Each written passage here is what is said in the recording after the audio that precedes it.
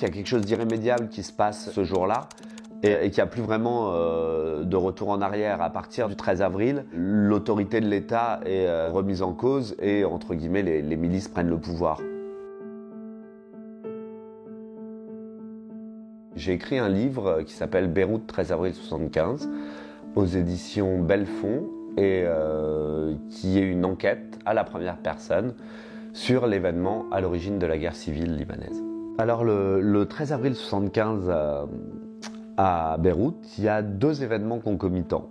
En banlieue sud chrétienne, à Ain el-Mene, il y a l'inauguration d'une église melkite en présence de Pierre Gemayel. Et à Beyrouth-Ouest, à proximité du camp de Sabra, il y a une manifestation qui réunit des partis dissidents de l'OLP en mémoire d'une opération qui a été menée par le FPLP, Commandement Général, un an plus tôt. Donc il y a déjà des divisions importantes au sein de la société libanaise. Il y a une succession d'incidents pas très clairs qui se produisent le matin pendant que Gemayel assiste à l'office et un peu après. Et l'un d'eux, autour de midi, entraîne la mort de son garde du corps qui s'appelle Joseph Abouassé. Suite à ça, les milices quadrillent le quartier et un peu plus d'une heure plus tard, vers 13h, lorsqu'un autobus qui revient de la manifestation traverse le quartier, il est pris pour cible et c'est un carnage. Donc du coup, le 13 avril est généralement considéré comme le début de la guerre civile libanaise, puisqu'il y a, dans la semaine qui suit, environ 300 morts. En revanche, il y avait eu un certain nombre d'événements avant qui pouvaient tout aussi bien être considérés comme le début de la guerre. Certains vont dire que ça va être l'assassinat de Ma'arouf Saad, certains vont même essayer de remonter encore plus loin.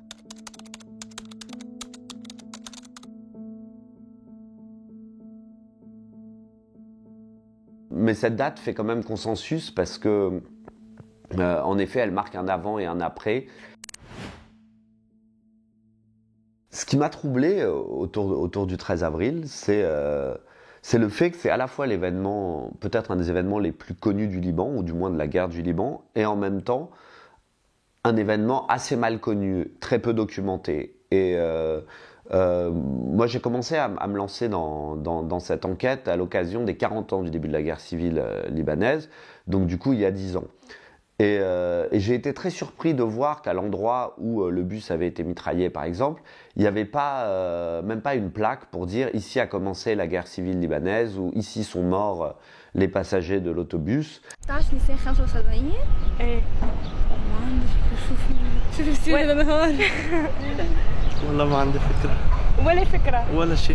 Ce qui m'a frappé dans cette enquête, c'est qu'en fait, la plupart des choses qu'on pensait établies étaient fausses. En réalité, on retient souvent qu'il n'y a eu aucun survivant, sinon un qui serait le chauffeur. J'ai très vite découvert qu'il y avait eu 11 ou 12 survivants, et dont certains étaient encore en vie. Et c'est en les rencontrant que j'ai pu reconstituer une bonne partie de ce qui s'était joué ce jour-là. Ce qui m'a aussi beaucoup frappé, c'est justement, ce sont ces mémoires éclatées et le fait que beaucoup de gens qui ont participé à l'attaque de l'autobus continuent à le valoriser, en fait, à voir cet événement comme quelque chose à voir cette attaque comme quelque chose d'un peu glorieux. La une de L'Orient le jour du 14 avril, elle est assez intéressante parce qu'elle est assez symptomatique du traitement qu'il y a eu de l'événement sur le moment et plus tard. En réalité, c'est à la fois une source géniale d'informations, puisqu'on est très près de l'événement, donc il y a des versions qui sont beaucoup plus proches que ce qu'on a pu raconter ensuite.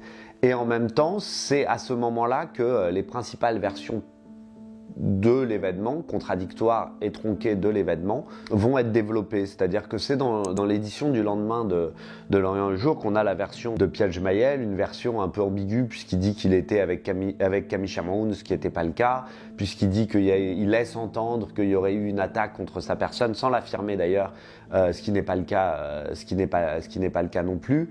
Et c'est aussi dans cette même version qu'on a la version palestinienne de l'événement qui est donnée et qui consiste à dire que c'était une agression gratuite contre un autobus qui transportait des femmes et des enfants Alors même que en fait, la plupart tous les passagers étaient des hommes et la plupart d'entre eux étaient en uniforme, mais pour certains armés puisqu'ils revenaient d'un défilé militaire. Donc voilà, les deux principales versions de l'événement s'écrivent ce jour-là. Après 10 ans d'enquête, au fond, ce que j'ai vraiment compris, c'est que cet événement était sans doute beaucoup moins prémédité et beaucoup moins intentionnel qu'on le dit a posteriori, puisque les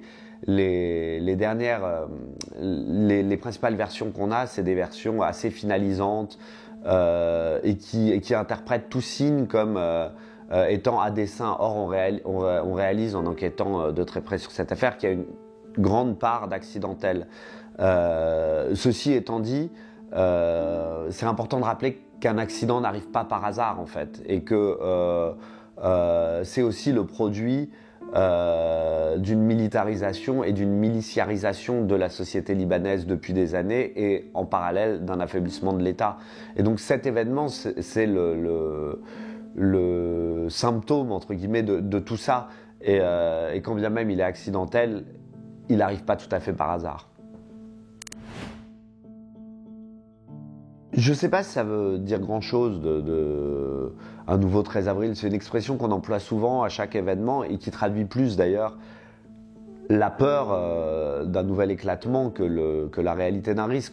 Mais ça ne veut pas dire que ce risque n'existe pas. Comme je le disais un peu plus tôt, le projet national libanais a toujours été fragile et les divisions en son sein sont encore aujourd'hui assez importantes. Un événement comme Taïoun et qu'on a appelé, comme les affrontements de Taïoun et qu'on a appelé un nouveau 13 avril.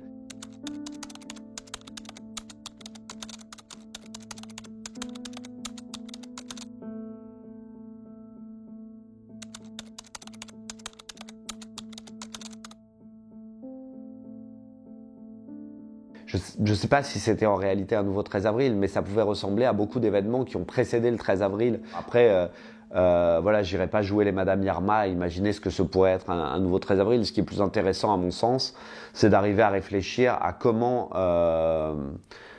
créer un récit commun et justement à amenuiser entre guillemets ces divisions internes et structurelles de la société libanaise pour éviter qu'un nouveau 13 avril survienne.